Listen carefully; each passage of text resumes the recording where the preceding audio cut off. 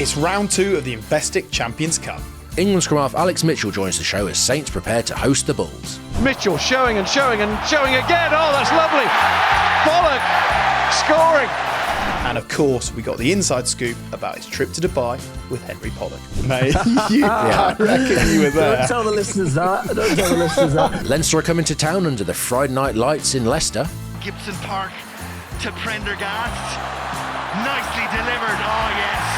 Oh, yes. Bath head to a wounded Toulon with another win in sight. Just do. And he's got a penalty and Spencer's gone. Little chip over the top. If he gathers, he's got the pace. Hand off is good. And inside the hill. 100% is reached. And now DuPont's back. Can anyone stop Toulouse? And away. Onwards. Dupont. The step. Absolutely nothing anybody can do. Simply irresistible.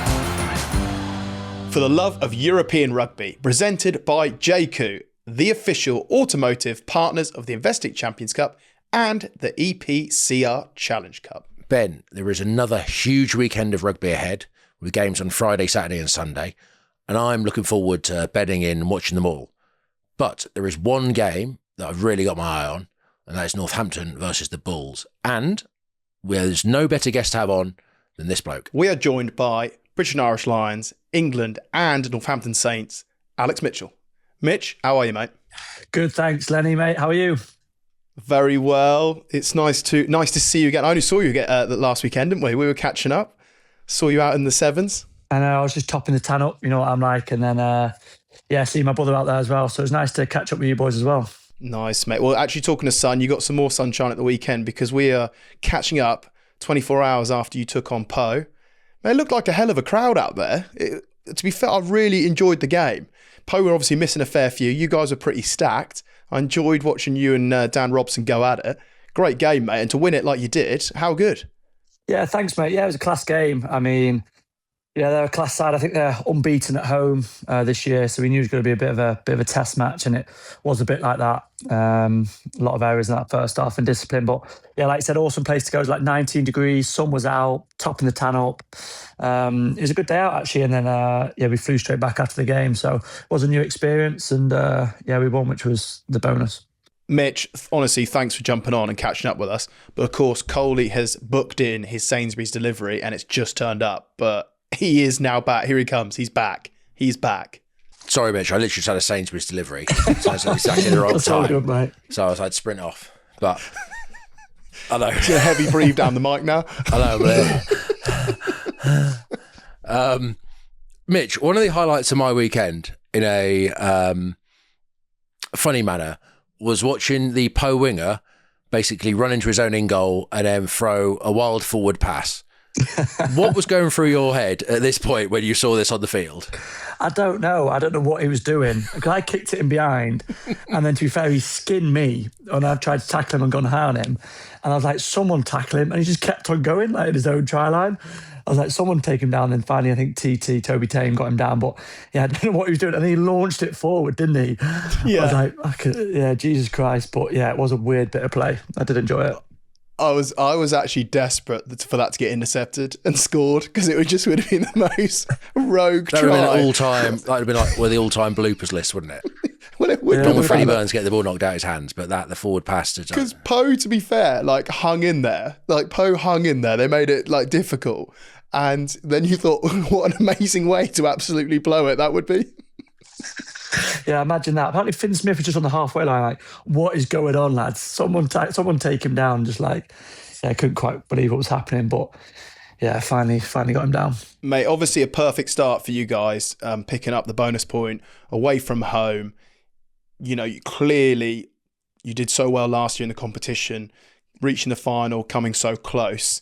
It's a competition that's fast becoming very important to Northampton Saints. I think so, yeah. I think in previous years we kind of did a bit of rotational rested for the Champions Cup at times, but I think we appreciate I think we've got the confidence nowadays to know we're good enough to go on and get to the last stages and even win the competition. So yeah, I think we thrive in this competition. We love it. I think we love the away days, like the whole experience of it's a journey. You go into different places, making new memories, and a little night out afterwards occasionally. So yeah, the whole thing, the whole parcel of it's really good, and it's always new experience. So yeah, we love it, and we want to go one better this year. So yeah, we can't wait. Mitch Revy on this week, and we had Ben Spencer on last week, and that's because the For Love of Rugby has partnered with Investec this season to bring you the very best Champions Cup coverage, because we both have an ambition to raise the game. Investec are world-class partners across banking, and so this season we're going to do a deep dive into world-class partnerships you can expect to see in the Investec Champions Cup. Mitch, your world-class partnership is you and Finn Smith. Can you sum him up in 3 words? Classy, confident, and skillful. Very quick with that, mate. Very quick. Is that good? Yes. Yeah, I'm pretty happy with them 3 words. How would you reckon he'd describe you? Yeah, how would he describe you? Yeah, the opposite of all 3 of them. If there was a 4th, I'd say a bit like a leader. Even though he's young, he's old head on young shoulders, as everyone says. I wouldn't like to know what he describes me. Probably he would try and be quite positive and beneficial, but yeah, I'm not sure how it would actually describe me. Your partnership obviously began at Northampton, then in England colours, and of course on the British and Irish Lions tour. How has your bond grown as a partnership? Yeah, it's been fantastic. I mean, yeah, he obviously joined Saints a fair few years ago now, and early days you could tell he was going to be a quality player. I think I've said it many times before, but yeah, he's very mature for his age. I mean, like, he doesn't go out for a young lad. He cooks beef Wellingtons with his missus, goes on like staycations and all that kind of stuff. So he's growing up way too quick. But yeah, like I said, he's a classy operator, a big leader in our squad, and when he talks, everyone listens. So yeah, to have a fly half like that outside you it makes my job really easy. And yeah, we're lucky enough to have someone like that at Northampton. So but obviously, I love that. Did you say he does beef Wellington with his missus? Yeah, he does beef Wellingtons. He doesn't go out, have a few beers, mate, enjoy yourself. But no, he's like at home with the missus, doing some cooking. So it's, fair play to him. It's what he enjoys. Do you think, Mitch, having sort of been with other 10s and seen other partnerships, of course, on tours and everything like that you almost need to have one of the halfbacks that's that more sort of serious, like does all like the tactical stuff and everything like that, and you need the other one that complements them by being a little bit more lighthearted and a bit more relaxed? Is that how you see it?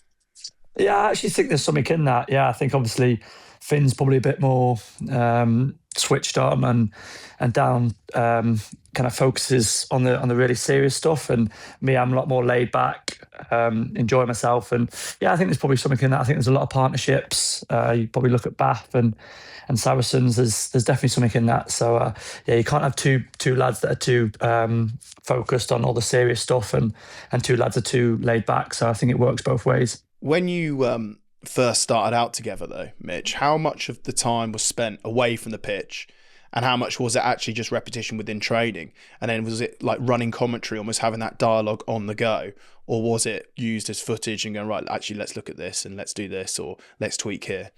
Yeah, I think probably the main thing, just time on the training field. I think the more you get to play with each other, train with each other, just if it's little games, 3-on-3s, you can just read each other a lot better. I think Finn says that nowadays. He knows my running game. He just knows if I'm off, he's like, I'm always coming after you.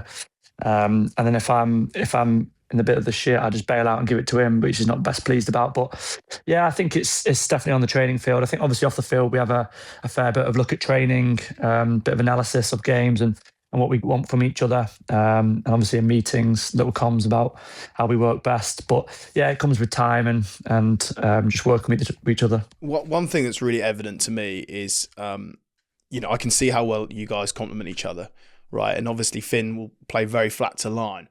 But when you start bouncing out and sniping Mitch, he's happy to push out on the outside. So for the listeners, as Mitch starts sort of getting around the ruck and scooting out and trying to challenge those defenders around the ruck, Finn Smith, you'll often see sort of push on the outside and start hitting holes, which obviously then gives you more space, or equally if players are looking at you, you can put him through. Not all 10s want to do that. Some 10s are a little bit more reserved of carrying through the line, but there's plenty of examples where you'll take people on Mitch and he'll flatten right up and he's happy to try and carry through those holes. That must be nice knowing that he's just in sync with you on those bits. Yeah, 100%. I think you need that, regardless if it's him, the centres, the forwards. I mean, sometimes I can just go off and go on try and go on a one-man mission. But yeah, sometimes that support that you need just ties another defender, and then I'm through a hole or he's through a hole, or we can go at the back and take an edge. So yeah, little things like that. He's class at. He reads the game really well, and he reads me really well as well. And I hope I do the same with him. So yeah, like I said, really classy operator, and yeah, I think we complement each other really, really well. Yeah, and just on the terms of that, complementing the partnership, again, is that like what's the area you look at and you think, okay, we can squeeze a bit more out though? Because there's so much of your game where you do complement each other and you look in sync. Is there a particular area at the moment where you're going, actually, I reckon we can squeeze a bit more here? I think there's always bits in both our games that we can get better at. Defensively, we could probably work a bit better, whether it's off scrums or line outs, whatnot. The control of a game, the kicking game, and still an attack. When we want to take snap sides or short sides, or when we want to take the open edge, there's loads of other things that we can improve on, and the comms of game management. The game's always changing now with the yellow cards, and we had a 20-minute red card on Sunday, didn't we? So how do we look after that period, and how do we get through it? So yeah, it's constant things that we always do, and especially at Saints, they're really good at chatting to the coaches about what do we do in different scenarios, what's going well, what if this doesn't go well, and it's something we're constantly getting better at. But yeah, we're not the finished product by all means, and it's something we're still growing, and we're getting there. You obviously partnered Fordy during the Autumn Nation Series and Finn at Saints, and Fordy hit a few drop goals during the autumn, and Finn dropped in the pocket at the weekend, and he managed to scoot himself out and put an absolute assist, managed to score a try out of nothing. How does that dialogue work in terms of when a team's going for a drop goal and your role within that? Yeah, I think you just kind of get a feel for it. Obviously, you have a call for a drop goal, whatever that is in your team. But I think when the breakdown starts to slow down, you're not getting many rewards. The speed of ball's slow. You've got to look to try and get into the pocket. I think with Fordy and with Finn, you try and get eye contact, maybe a ruck or two rucks before, as you'd probably know, and then you kind of know each other if he's going to drop back into that pocket. So yeah, and then obviously he says the call. I think on the weekend he said I chucked him a paper bag, and he had to move 2 yards to the right, and that's why I had to dummy and go down the left. But we actually ended up scoring. So I was like, I chucked that paper bag so we could score on the edge. Yeah. But yeah, it was not a great seed for me. But yeah, they're both quality at their drop goals. I love that. It's basically paper bag and a hurricane. I've chucked a few of them, mate, to be fair. Yeah. And I love how he's basically trying to blame you, but you've basically said, I love it when a plan comes together because I'm part of the assist. Who choose each other out more for those moments? You know, like if it breaks down, are you going at him or is he going at you? I think we go at each other, but he definitely goes at me more because I would say I'm a lot more relaxed and chilled. I don't mind getting a bit of heat. He's happy to put me under the bus, but no, we both go at each other. There's been a few times where he's done me in and vice versa. So it's definitely a two-way street. Finn obviously said that in an interview that he found the autumn tough. How do you manage that as a friend? Like, do you just simply get back out there in Northampton colours and you go, right, mate, let's just get after it together? You know, how do you deal with trying to get the best out of your teammate?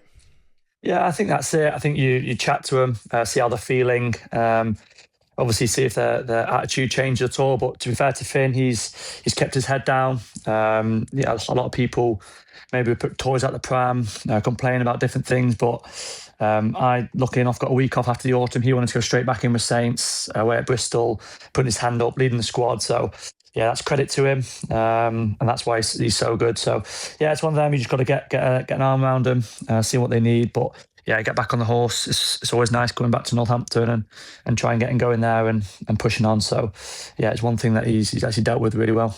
Yeah, absolutely, mate. Well, I love watching you boys play and the way you go about it, and to see you boys get your campaign once again up and running with a 5-point win was awesome.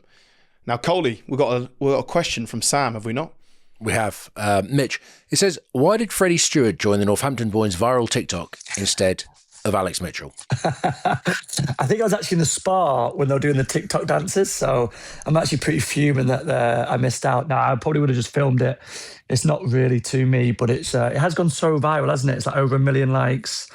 over 10 million views. They're actually doing another one in the physio room the other day, and they got George Furbank involved.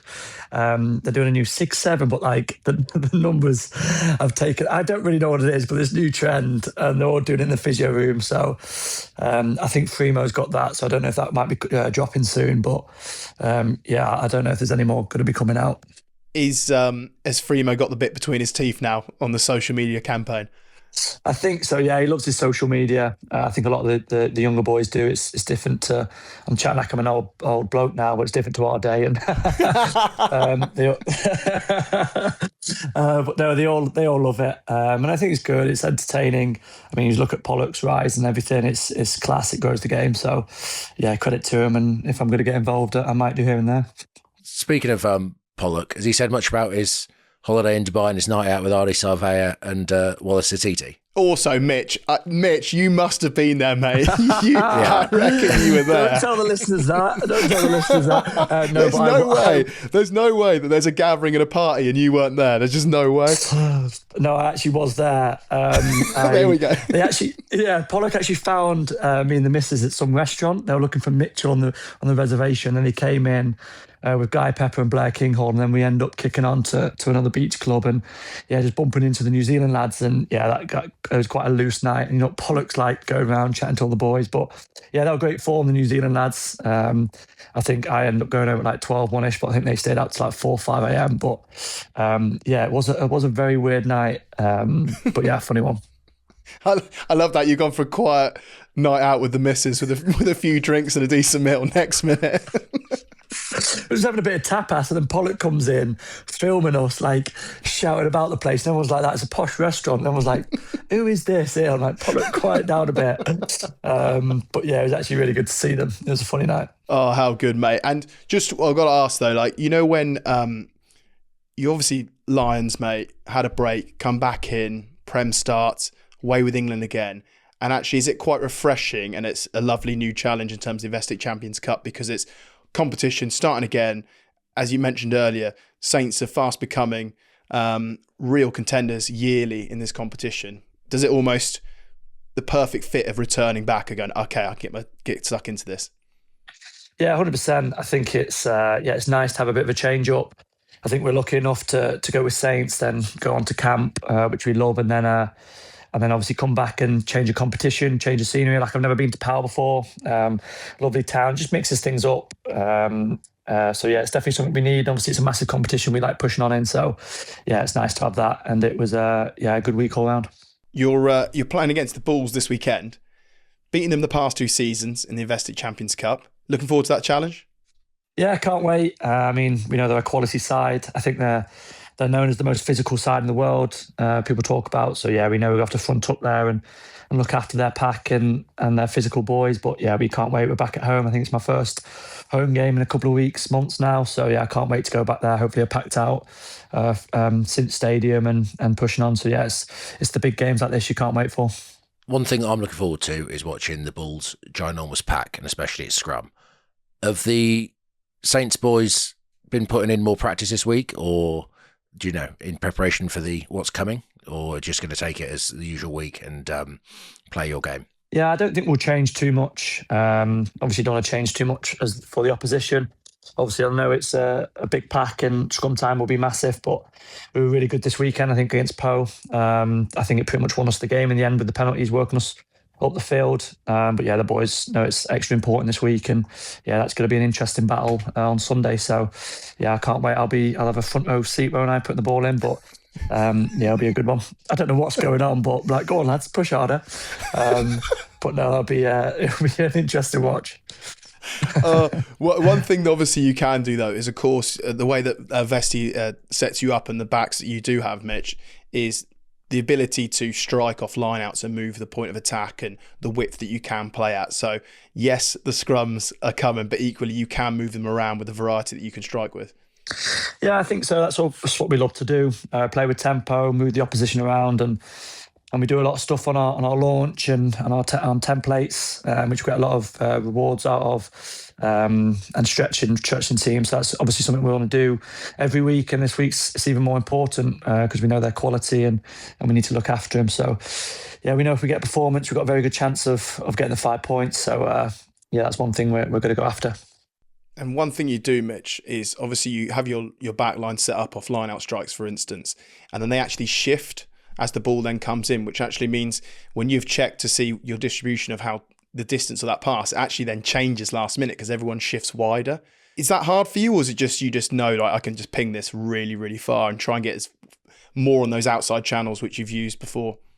Yeah, I wouldn't say it's a surprise. Obviously, I know from launches if boys will shift and what positions they're going to be in, but I think it's a massive weapon for us, a bit of deception, especially off scrums as well. You can start with 2 on the right and then slowly move and just always constantly moving how defences look. If you're static, it's quite easy to defend man on man. So yeah, it's one thing that we're quite good at. Obviously, you've got to always read the man if they shift. You always got to see and adapt to that. But yeah, it's one thing that's we really try to grow this year and put defences under a lot of pressure. Well, mate, good luck at the weekend. And if the scrum's going backwards, don't risk your hands. Don't put your hands in there, mate. Just get the 8 to put his hands and try and free the ball. I won't get anywhere near it like yours. Mitch, thanks so much for joining, mate. Best of luck at the weekend and great always to catch up. So thanks, bud. Cheers, guys. Thanks a lot. That was great of Mitch to join us less than 24 hours after their fantastic win in Po. I also enjoyed the fact that he obviously had the Man United game on in the background and he was able to give those answers whilst watching his team play. That's what he does, mate. Mitch is like the most chilled out bloke you'll ever meet. And yeah, honestly, for him to jump on, as always, like he's probably been on, that's 3 or 4 times now Mitch has been on. He's a regular, pod regular. He is. And I think, like, again, watching him against Bulls this weekend, we speak about the matchups, like probably the changing styles of Northampton want to play with fast, play with width, and the Bulls being more direct. And the previous couple of times, obviously, Northampton have beaten them. So they've obviously got their number in that regard, and their skills obviously is suited them. It'll be interesting this weekend, say, how the Bulls travel and what they do. But yeah, again, when you talk about South African teams, you talk about forward packs and stuff like that. But Saints, on the quiet, as Mitch said in that interview, like they actually won the scrum battle against Po. And this season, when Saints go well, like people sort of underrate their scrum, and actually they've got a really good scrum. With Fischetti, Manny Yogan, Lou said they've got Trevor Davison anchoring down the tight end, and Muller Mills, Scottish international. Like they have a good pack, and it's very underrated. And when Northampton are at their best, their forward pack is actually quite formidable. Yeah, I think sometimes because you see all the ball movement and all the tries and Mitch sniping and creating, Finn Smith pulling the strings, you sometimes actually do lose focus of the fact that actually they have a really good set piece and they have a really solid forward pack. They have a back row that's incredibly dynamic. And sometimes you can forget all that because you see all the moves and the strikes and the free flow in rugby. I do think Northampton are brilliant to watch. I really enjoy the way that they play. I really enjoy the talent that they have in it. You know, Finn Smith and Mitch's partnership and the way that they play, and Sam Vesti, his attacking mindset as a coach. No, they're a great team to watch. And I think Finn Smith versus Andre Pollard at the weekend, that's something to get excited about. And I think that the Bulls will go to more of a kicking game, squeeze Northampton, where Saints will constantly be trying to break away from that, I think. Put pace on the ball, move the ball, play with the width. They have great distributors in the midfield as well. So that's going to be a cracking game. That is going to be a cracking game.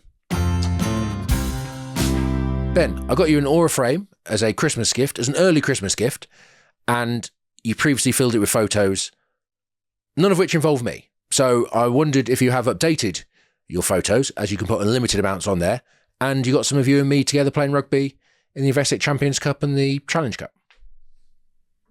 You'll be pleased to know, Coley, that's me celebrating with my mates, and you are not in that photo. Brilliant. Thank you. So I've already got pictures of you on it, mate. Yeah, well, you need more. You know, I was talking about the other day about one of my favourite wins on the road at Clermont.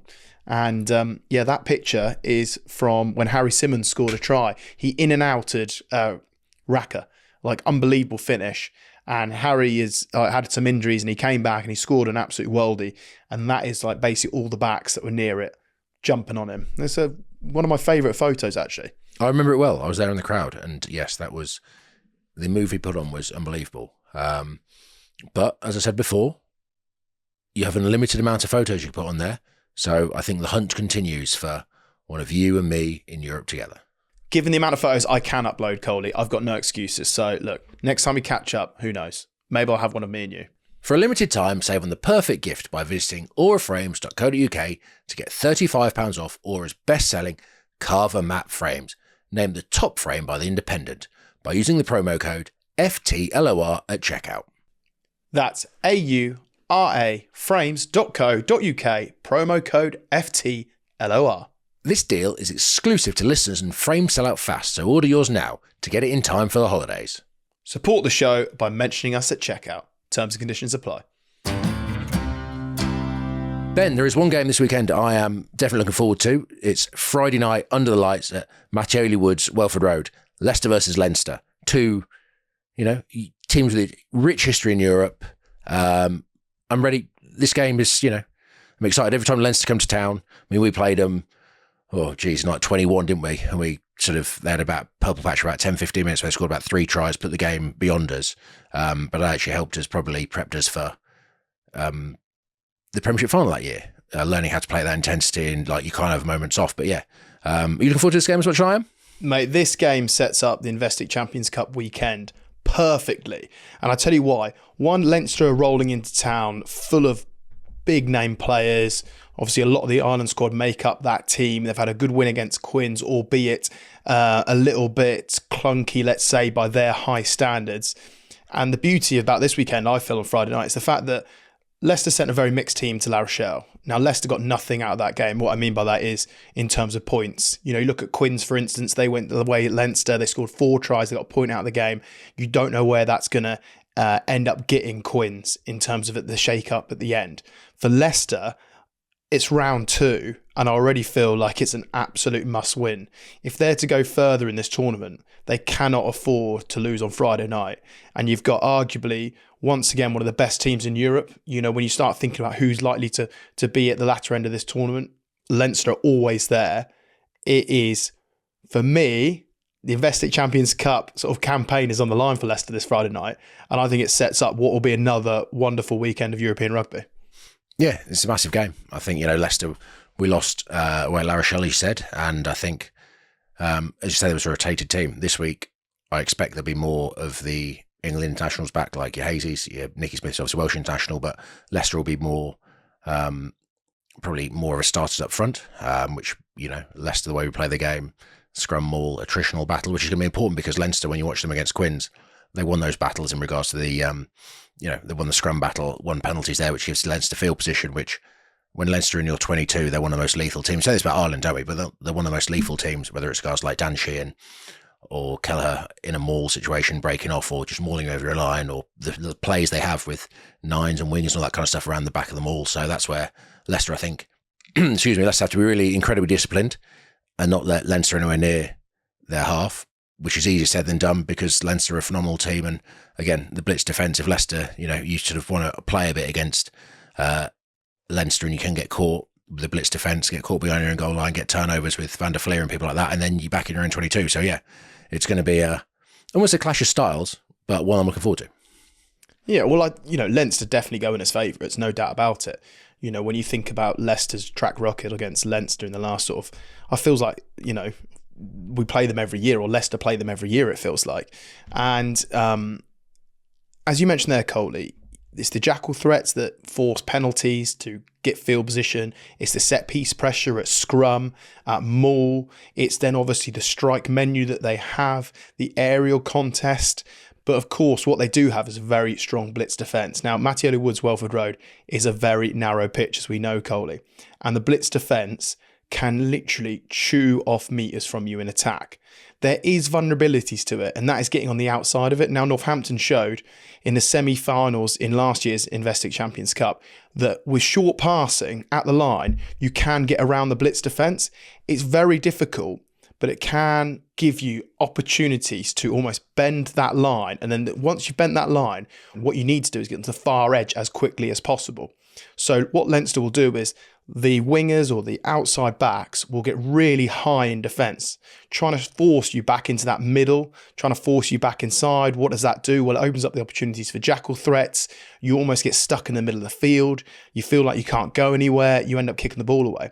But what Northampton did incredibly effectively was really short, tight passes, genuine lines at the running lines, turning in defenders, pulling out the back, short connected passes, and got on that edge, got on the outside of them. Leicester will have to do that. Anything long ball in air, so anything long passes, missed passes, distance too far away, that just almost lights up the blitz. And then what you do is you get these outside backs that come in and they spot it. So Leicester will have to be tight and connected in defence, short passes if they're to exploit the blitz. If they start going too long, go multi-phase, I wouldn't be surprised if you then see them almost getting stuck in the middle of the field, and then the jackal guys have a field day. If you look at Leicester's wingers, in Ollie Hassel-Collins, who I think is incredibly underrated, and Radovan, who we all know how quick he is, Leicester can do damage if they can get the ball to the wide channels. I just think it's going to be that battle of midfield in regards to the ability to get it through the hands and move it to those parts, especially under the pressure which Leinster are going to bring. It's also the speed that you can create within the ruck speed, because the longer obviously you have the collision, the more time in tackle goes to ground, create a contest. 3-4 second ruck speed doesn't help. So the speed of ball that Leicester can create, and as you say, Cole, give Radwan the opportunity as wider channels with tight connected shapes. There is opportunities on the edge, and I totally agree with you. Like, Radwan's electric, but for me, Ollie Hassel-Collins is arguably the most underappreciated winger in Europe. Like, I'm a huge fan of Ollie Hassel-Collins. I don't think he gets the recognition he deserves. He's absolute class at what he does, whether that's aerial or running threat and all those bits. So we need big games from those guys, Leicester do, in terms of keeping their European campaign alive. The set piece is going to be a huge challenge. Of course it is. But Leinster will only give them 3 or 4 opportunities, and are they good enough to take it? Yeah, and that's going to be the thing. I think Leinster, we've played previous games, haven't we? We've played them at the Aviva, and where you don't take those opportunities, Leinster take theirs, they get a couple of scores ahead of you, and then you almost feel you have to chase the game. And because there is sometimes space on the outside, you think you have to go there straight away, and you throw long balls, and that's when, the blitz comes doubly alive, and they double down on it, and you almost, what becomes a 2-try game becomes a 3, the 4, and then by that point you're totally out of the game entirely. We had that, didn't we? We played them at the Dublin. I think they scored about 3 or 4 tries in about the final 10 minutes of the game. But it's almost because you start chasing it, go away from your pattern, go away from what your game plan is, and they punish you. And that's what great teams do. Yeah, and look, you're going to have to take time and space away from the halfbacks, because they are, on the front foot, they pull the strings, they're highly effective, they've got the variety in terms of their game, in terms of, if you take Gibson Park, for instance, being able to come back on short side, he can throw long, his connections with James Lowe is phenomenal. You then start looking at Prendergast and his variety of kicking and what that looks like from an attacking point of view. I think from Leicester as well, they've got to get Parise, they've got to get Solkata going down Prendergast's channel, try and get momentum through that sort of seam area around his sort of channel, see if they can get momentum and almost use it as a 2-3 phase, really mapped out, slick, and see if they can put them under pressure. And if they don't get that, then I'm always going to have to almost give the ball back to Leinster with an aerial contest and almost try and win that territory game. Because I think if you go toe-to-toe with Leinster in certain aspects, you just cannot win. And as I mentioned, this is a vital game for Leicester Tigers to keep their European campaign going.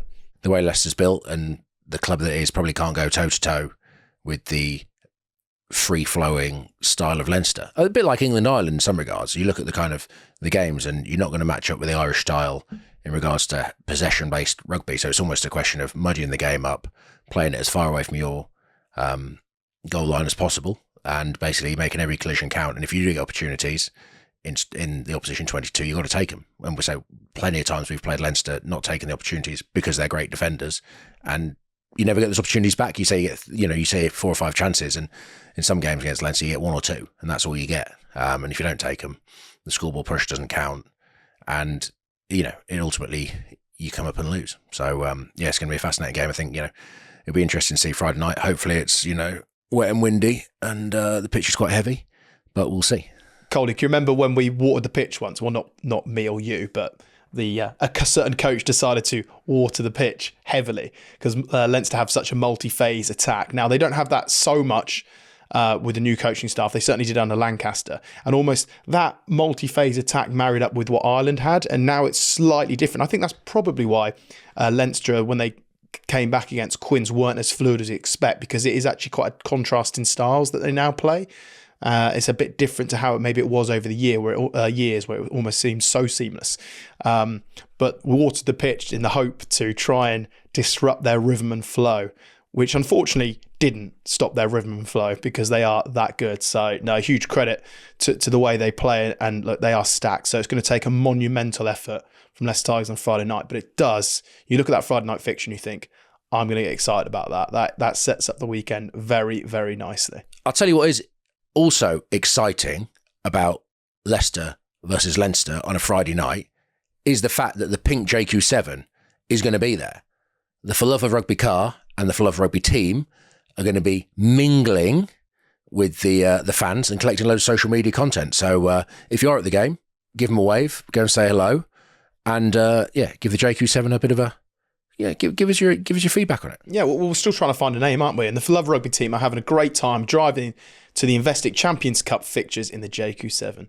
And the smart safety features help put our minds at ease. Yeah, it's got a 5-star safety rating and comes with a 360-degree camera system and other numerous driver's assistant tools, such as automatic emergency braking, lane keeping assist, blind spot monitoring, and adaptive cruise control to keep us, the team, safe on the road. They've also been taking full advantage, to be fair, Coley, of the massive touchscreen and the premium Sony sound system, while we've been grafting away watching all the rugby. Not fair, is it? It's not very fair, Ben, but the team have been working incredibly hard this year, and sitting in the JQ7 is a treat, so we'll let them off this time.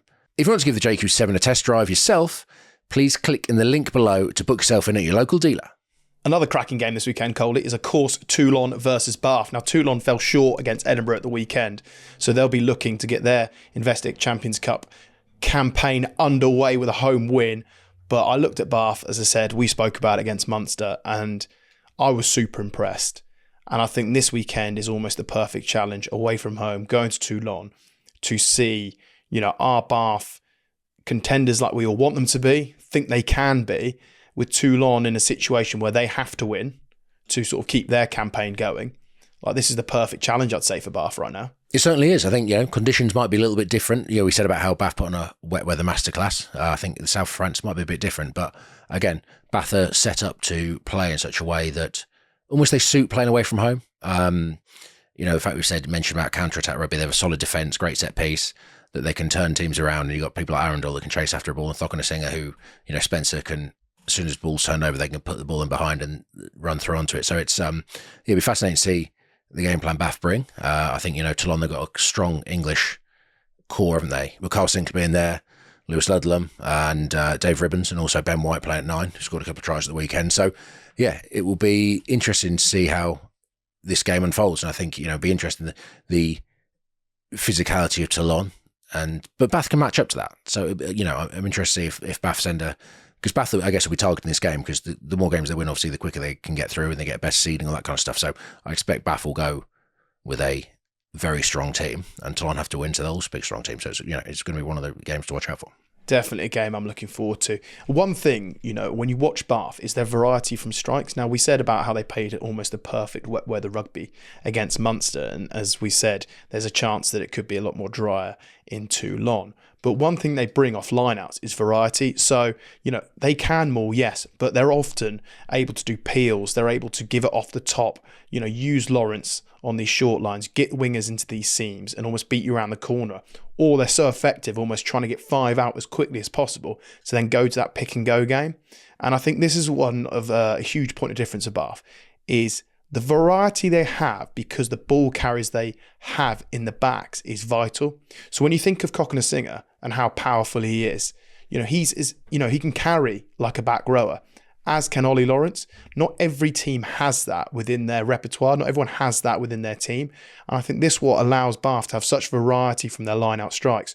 Yes, they can maul you, but they can break away from this maul. They can give it off the top. They can use those guys to try and isolate, get to 10, get further out, sort of get to that 5. They seem to get to that 5 metres out as almost the sweet spot for them. And then they go to this really quick pick and go. big forwards almost being latched through, and almost speed eventually grinds you down. And they're a team that are able to have that variety because they have such physical athletes in the back line. Yeah, they also have great fundamentals up front, like you say about plays off the mauls, like off the top and stuff like that.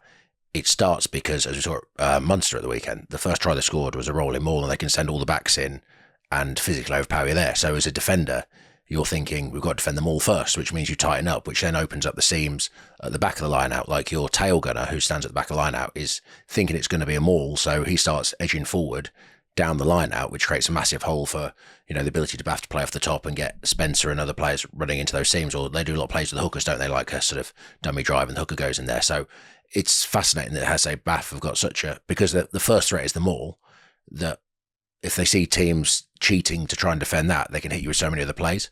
And so their speed of ability to actually get out of the maul and go around the corner or play off the top of the line out, like that's, they get to 5 metres out, and you say then they're so well drilled in that ability to bludgeon you to death from 5 metres out. We mentioned how Leinster, once they get their noses in front and the way that they defend and the quality they have, they're like, once they're ahead, they're extremely difficult team to sort of run down and sort of turn the tide. Bath strike me as very similar. Once they're ahead on the scoreboard, they become very hard to break down and actually grind out a win. And that's because of the physicality that we talked about, but that's also because of the tactical kicking game that Russell and Spencer bring. And they're going to have to bring that again this weekend. I think when you look at Toulon, it's one of the greatest places to go play rugby. Obviously, before the game, all the hype, the chant that's done, and you're going to get the best version of Toulon this weekend, I'd say, given the fact that they have to win to keep sort of their hopes alive, and given Bath clearly are taking this competition very seriously, and I think have a real genuine opportunity to go far in it. I think it's a great matchup. Another great matchup then this weekend is going to be Glasgow versus Toulouse. Both teams won their opening game.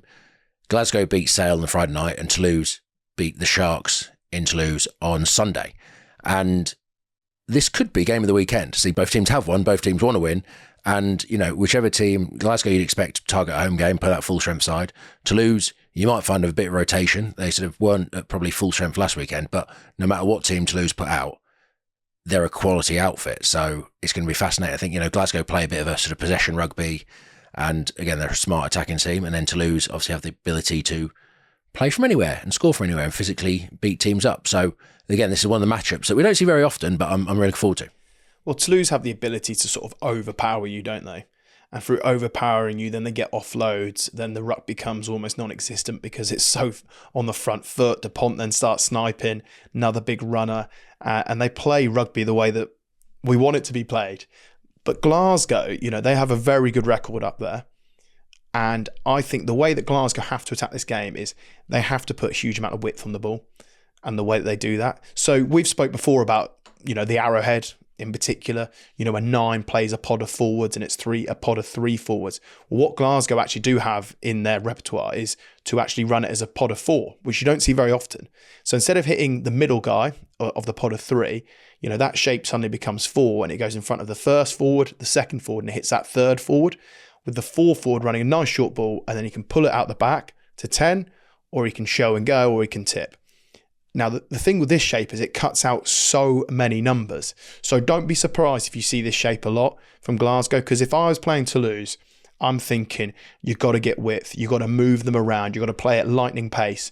And to play at lightning pace, you need to get away from all those jackal threats. You need to get away from all those big bodies, and you need to make them run and make them move. And the way you do that is try and cut out numbers in attack. And Glasgow have had this, they've ran this shape a lot. I've seen it a lot. And I suspect that they'll try to do that a lot at the weekend. Yeah, Glasgow are quite adept as well at playing, like they'll hit that pod of 3 or 4 for about 50 metres out, but they're quite happy to sit in like a zigzag pattern and come down a short side again. And sort of, if you get your numbers wrong on a short side, they have the ability to take the yardage and space, and then they go back to the big carrying pod. And then, depending on if you've tightened up, they can play out the back and go to the width. So, yeah, Glasgow almost play a possession. They sort of bait you with 2, 3, 4 phases, don't they? And then they have the ability to strike on the width, or the ability to strike on a short side. So, yeah, it's going to be Toulouse, especially, if you think about Toulouse, big bodies, and when you play against French teams, you want to take them to the floor and almost play multiple possession to try and get them to wear themselves out now. That's easier said than done, because everyone goes against the French teams. Oh, we'll just run off their feet. Oh, we'll just do that. And I've never once run a French team off their feet. And when you do run them off their feet at 50 or 60 minutes, they then just bring on some even bigger bodies that are fresh, and then they run you off your feet. So, it's going to be interesting, that matchup of how Glasgow play possession, but at the same time inflict damage on Toulouse to the point where they can exploit those one-on-ones and matchups that they're going to get. Yeah, and as you said, Coley, bouncing back to short side, Glasgow, again, look out for that, because it's just easy meters on short side and you keep getting those same bodies reloading in defence and you can almost target them. But as much as I think Glasgow are going to try and move the ball, as much as I think Glasgow will come down short sides and try and put width on it, I just don't think that they have the necessary 80-minute game to deal with Toulouse. For me, Toulouse are one of the best in the tournament. We start looking at Bordeaux, your Toulouses, your Leinsters. I do think they're a cut above the rest. And those physical bodies, Dupont obviously came on, returned against the Sharks. Ange Kopowatsu also scored a hat-trick, 2 tries that were absolutely ridiculous. Then you add in the big bodies that they have. I just think that as much as Glasgow will try and put them under pressure, ball in hand and move them away, I just think that you just not be able to outpower Toulouse. And they also have that many game breakers that actually, if you play lightning quick and loose, which I do think is the best way for Glasgow to attack this game, I do. But, only takes one drop ball, one turnover, and then suddenly your likes of Kapawatsu, your Duponts, just, they're in open field space, playing off turnovers, which they're brilliant at. But if they need to then draw you back into a heavyweight contest of mauling and brawling, well, they also have a gigantic pack of 8 forwards. And speaking of gigantic forwards, people should watch out for their tight head, the Spanish international Joel Merkler, because he's, I think he's 24 years old, and he looks like a bigger, better version of me. So I think he's a good-looking chap. It's actually ridiculous how much you two look the same. He's much larger. If the listeners like me think that Coley and Joel Merkler should, get together, have a coffee and do a little 20-minute pod, a little special episode, then just comment below saying make it happen or tag him in it. I don't know. But I just feel like you two need to meet. It's just ridiculous how similar you look. Yeah, well, I'd say that we've never been seen in the same place at the same time, but that's true. So, yeah, no, I'll be all for that. I don't know if he would be, but we'll find out, won't we? Put some social media pressure on it and we'll get it going. This episode is brought to you by ITV's Champions Full Gallop. So, Coley, you now got a proper real-life job. Yes, I do, Ben. I'm thinking of embarking on a new career myself. That's great. I'm really happy for you. Bit of coaching, punditry, becoming an agent. No. I'm honestly going to become a jockey. A jockey, Ben? I'm serious. I've been watching a new series called Champions Full Gallop. It's a documentary on ITV, and I reckon I got what it takes. I'm yet to be convinced, but I'd love to see you try. Well, give it a watch and tell me what you think. It is an amazing series, giving unprecedented access and capturing the drama and the high stakes of the sport. It follows the most recent jump season, featuring the Cheltenham Festival, the Grand National Festival, and loads more. That does look great, to be fair. I'll give it a watch. I'm still not convinced you've got the perfect attributes to be a jockey, though, Ben. Don't be jealous, mate. Champions Full Gallop Series 2 is now airing on ITV1 every Friday at 10:45pm. It is also available to watch on ITVX. Who knows? I might even be in Series 3. So we've got 563 teams or players in our fantasy league. After the first round of games, Ben, where do you rank? Well, it's not too late for people to join the For Love of Rugby Fantasy League during the Investec Champions Cup. I currently, Coley, are 426th in the leaderboard. There is a lot of work to be done. I thought about changing my team, but I thought, no, that's going to be reactional to what's happened at the weekend. I'm going to give everyone another opportunity. Now, if I don't get the results, there will be changes ahead of the January rounds. Yeah, it's good of you. I'm backing the same guys again. I have a slight problem with Montoya, who, potentially Julio Montoya had a hamstring injury, so I'm going to have to, I would say do a bit of insider trading and ring him up in the week, but, that would be unprofessional of me to lean on my contacts in the game to try and win this thing. But it's probably illegal as well, but I don't care. I'm doing it. And then, I might make some changes. But at the minute, I'm 166th out of 563, which I think is pretty good. It's a start. I don't want to, it's not about winning round one, Ben. It's about being there at the end.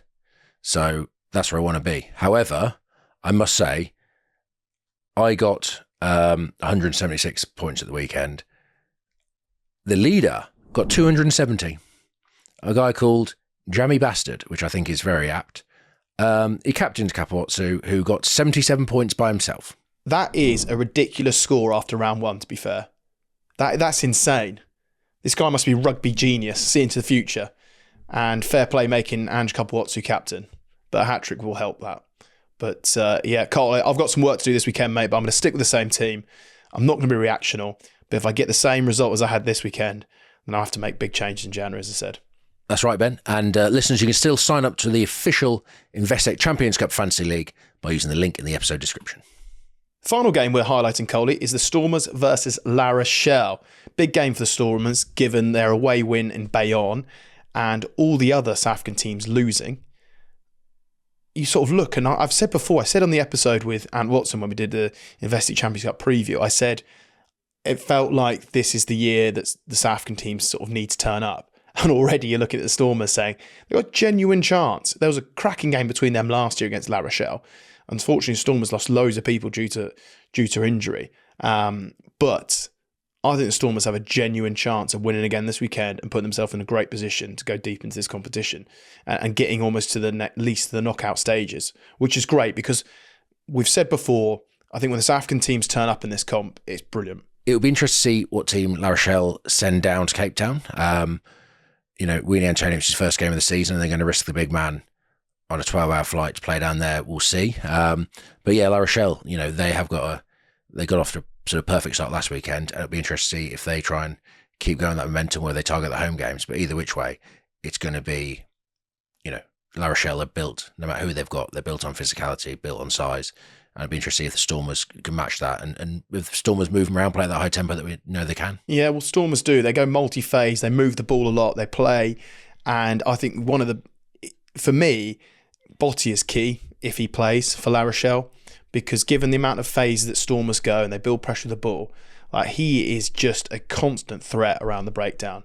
He's always been a constant threat, and he still is. Even when you talk about him, every time you preview La Rochelle and he's playing, you're thinking, right, breakdown is key. Botti, don't let him in there. Don't let him get in that strong position because he'll steal the ball.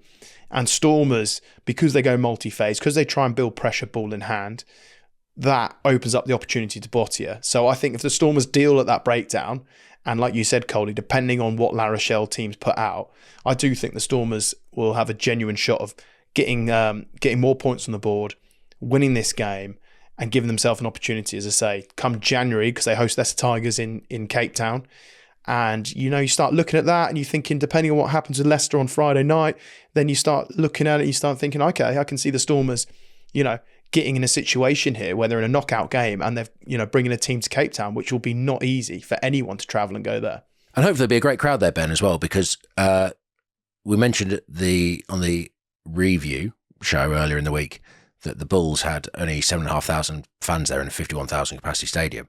And we asked the South African listeners of the show to give us some sort of feedback and comments and their thoughts on why this might be. And we've actually had some comments back, so I'm going to read them out. We have a comment from Q Red on YouTube. He says, interest in the Springboks has passed his interest in rugby more generally.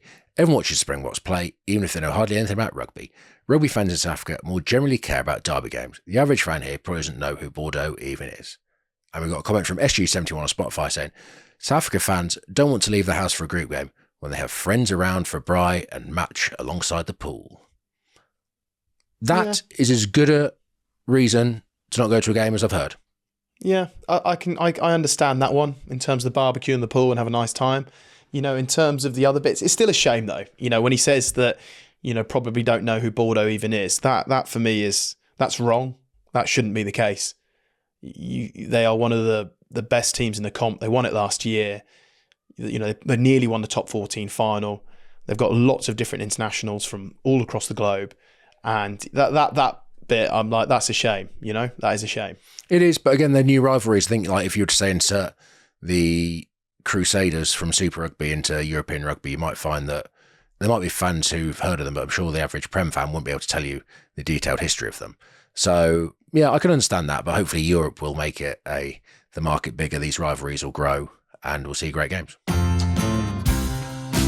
Ben, we're in at the end of the episode, but I have a question to ask that didn't get answered in the last episode, did Jordan Murphy make it to Switzerland? So he got back to me. I had a fucking shocker.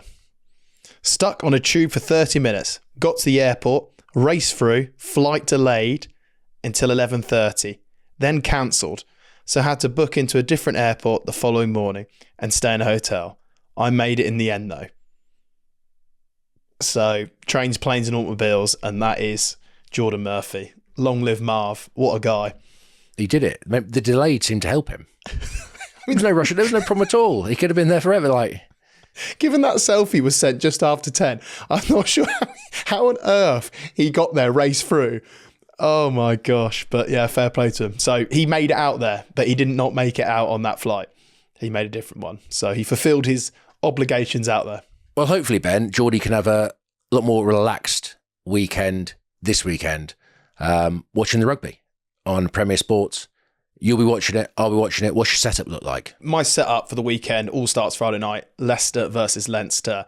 Some snacks, glass of wine probably. Watch the game. Sets me up brilliantly for Saturday. More rugby, followed by Sunday. And I'll be tuning in and, of course, watching everything because we will then be talking about it, discussing, picking out the games of the weekend, all those moments, and we can bring that to our listeners. That's right. I will be, as Clermont play on Saturday at 3:15 and Toulouse play at 8 o'clock and La Rochelle play at 1 o'clock on the Saturday, and on the Sunday there's another French team playing. I'm going to be eating lots of cheese in celebration of French rugby. Great idea. And if you like the sound of that, you can subscribe to watch all the Investec Champions Cup action by visiting premiersports.com. And this has been For the Love of European Rugby, presented by JQ, the official automotive partner of the Investec Champions Cup and the EPCR Challenge Cup. For the love of rugby.